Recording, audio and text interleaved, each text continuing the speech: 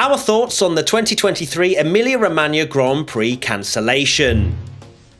We've just got back from Italy, so we are just getting used to being back and catching up with everything. And this is kind of what the podcast is about today. We're going to reflect a little bit on what went on over the last few days and answer some quite big questions, as well as also covering some big things that have been happening around the cancellation and the support that's been going on in the world of Formula One. It's worth saying our thoughts and our feelings go out to everyone that has been suffering in that Emilia Romagna region. It was crazy. The weather was absolutely unprecedented. It was just such a barrage of craziness over those last few days. So, and it's been amazing though to see the support from everyone in Formula One. I think it's worth mentioning that F1 have recently announced that they will be donating €1 million to the relief, and so have Ferrari as well. So it's amazing to see that our sport is pitching together to try and help out, because the scenes were just crazy. Yeah, it was devastating. Some of the videos that were appearing online all kind of escalated so quickly, didn't it? And it's a very nice touch from Formula One and Ferrari to donate such a huge amount of money to kind of help the support, because it's going to be a big old cleanup and kind of, so much devastation from that region, because I just can't believe the amount of rainfall they had. It could never have been predicted. I know I saw some people even tweet like, why are they having the Grand Prix this time of year? Like, you can never predict that you're going to have, 5 months of rainfall in 2 days.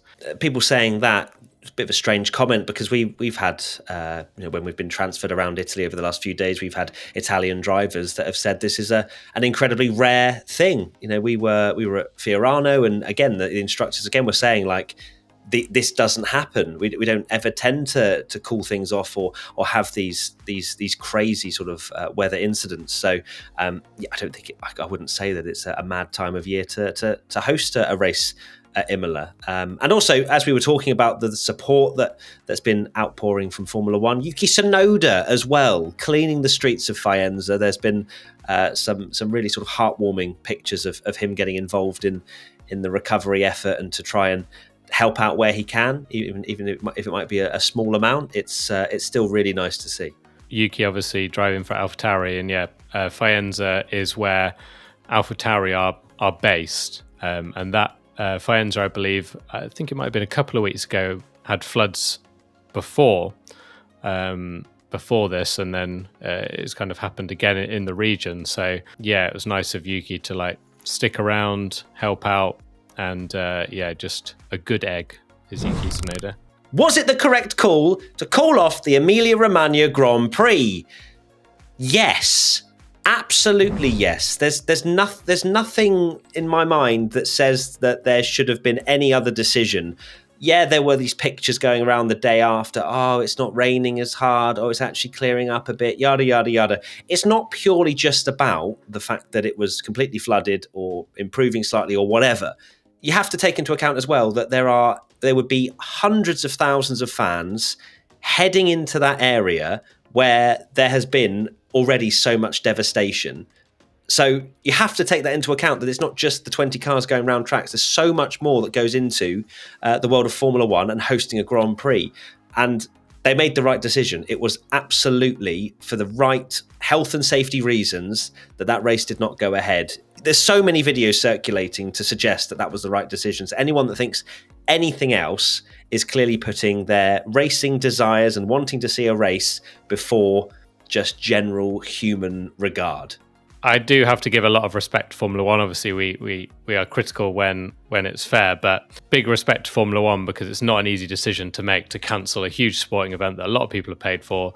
We saw what happened with Spa 2021, where they were very tried to do everything they could to get the race on. And I think a lot of people were, and maybe quite rightly with what's happened in the past, sort of thinking they might do the same thing again.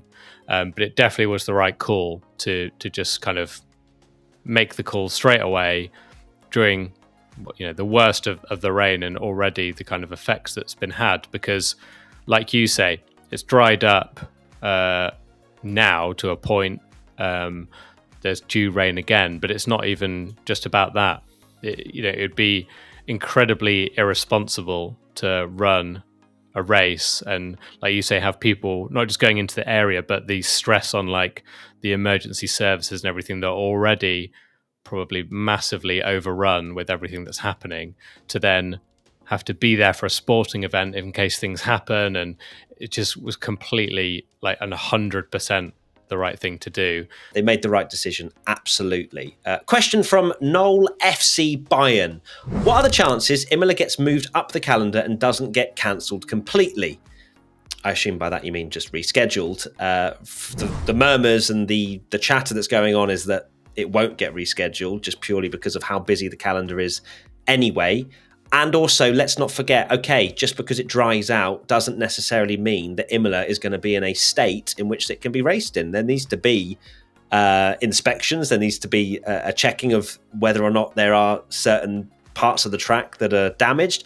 Who's going to be paying for that? Can the circuit actually afford that without holding a race? Remember, Imola has come out of nowhere and back onto the calendar. I'm pretty sure, I don't have access to their bank statements, that they're not dripping in cash and can just do things to an old circuit like Imola. So I would be very surprised if it gets put on the calendar again. I'd love to see it, and I'd love for the region to get that Grand Prix that they so deserve now after what's happened. But maybe next year. But again, the damages need to be assessed. They're already saying that they will refund fans. You can either get your full refund or put it towards a ticket for next year, because it is still on the calendar at the moment for next year. So that is another thing we must say, like, props to them for doing, because we've seen in the past that that's not happened. So I'm glad that could happen for all the fans that came out there. I know a lot of people travelled over. It's not just people from Italy as well. People travelling over from afar to see the Grand Prix and missing out. So I'm glad that they can at least be refunded. Next question, and slightly different. I'm wearing a Ferrari shirt because you would have seen that we put a bit of it on Instagram of being out in Italy and doing some very cool things with Shell and Ferrari. And a question from Laura_Amy J. Has Matt recovered yet from the excitement of the Ferrari factory visit? So for those that didn't know or don't follow us on Instagram, one of the many amazing opportunities that we got to do was go around the Ferrari factory, which we haven't released any pictures of just yet, but they will be coming soon. The grin, the beam on my face outside of that Ferrari factory, the Ferrari sign, is, I don't think you've ever seen me smile as much, Tommy, have you? No. When we share those pictures, you'll just see that you literally cannot contain your excitement. It's incredible. But yeah, just there's not, unfortunately, and understandably, like all Formula One factories that we've been to, you can't snap a load of pictures inside and everything. But yeah, we had a picture, didn't we, in front of that iconic, the iconic red building. It's so different to every other factory I've ever been to. Even as the non-Ferrari fanboy of this kind of podcast, I said to you, didn't I, that we've been so fortunate that we've been able to go to a lot of F1 factories, probably most of them. But my word, did that one hit different. It's just such a special place, and you feel the kind of excitement and passion of Ferrari. You do just get like proper caught up in it. It's amazing. When you're in there and you just see them all working on whether it's the road cars or the motorsport division, there's just something about it. It's so, like, they still have the heritage. They still have Enzo Ferrari's office and how it was. And I think everyone around it as well, even the tour guys, they're all just so unbelievably passionate about Ferrari that to then just experience just a small, tiny droplet of that as the massive Ferrari fan I've been for many, many, many, many, many years, since the Michael Schumacher days, to be able to go and do that when it's not a publicly available thing to do either, was sensational. We've also done a few other amazing, incredible, unbelievable, cannot believe I'm even saying it out loud kind of things, like going to Fiorano, probably the most exclusive track in the world, And we, again, thanks to Shell and Shell Helix Ultra, big shout out to them, absolute legends, gave us the opportunity, even though it was very, very wet at the start, towards the end of the day, we were able to go out on the Fiorano track in a Ferrari 296 GTB, which is a very expensive car. Yes, very expensive car in tricky conditions that I definitely had in the back of my mind. Don't go off. But yeah, it was. It's such an iconic track, isn't it? Probably the most iconic track that maybe doesn't host actual races. Because it's just a test track, but everyone knows it. You could just tell that every employee there was just so proud to work for them as well, and it was just it's just awesome. It certainly was, and that wasn't even the end of what we got up to, was it? That we had we filmed some unbelievable content with Charles and Carlos. We were very lucky on our final day, which was technically yesterday, to get some time with them. And a lot of it will be sitting on the Shell channels. But there is one video that we did for P1. And boy, is it a good one. Genuinely, these last few days, and I know some people hate me getting soppy and oh, Matt, it was a pinch me at every step kind of moment. It was the most unbelievably special thing to have these exclusive opportunities to go and experience what Ferrari is all about.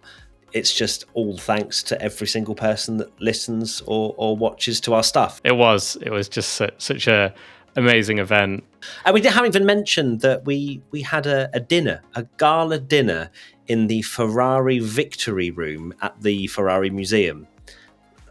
What? Yeah. That was I was weird. Just sat there what is going on? We dressed up, didn't we? Again, pictures will come out of us in our proper suits. I had a bow tie on. You were looking all slick in your black suit. And again, it was sat around all the Ferrari cars from old that have won many, many races. And it was just insane. We had an opera singer come out a few times throughout the throughout the evening. The drivers popped in to talk to all of us as well. I think I've never felt more just out of place. more, yeah. Why am I here? One, more out of place, and two, could this be any more Italian that I'm sat eating pasta in the Ferrari Museum as an opera singer is just absolutely going for it? Is that the most Italian thing you'll ever experience in your life? Probably. It's Ferrari, mate. It's just it was sensational. I think that pretty much wraps up this little summary, this catch up, telling you about the Ferrari stuff and obviously our thoughts as well on the Imola cancellation, and it was the right decision. I don't want to hear anyone else that says anything otherwise, because as much as it might be your opinion, it's wrong. Right, we'll see you very soon for another podcast / piece of content, and lots of love. I cannot wait to go to bed again tonight because I'm so tired. Yeah. Bye. Bye.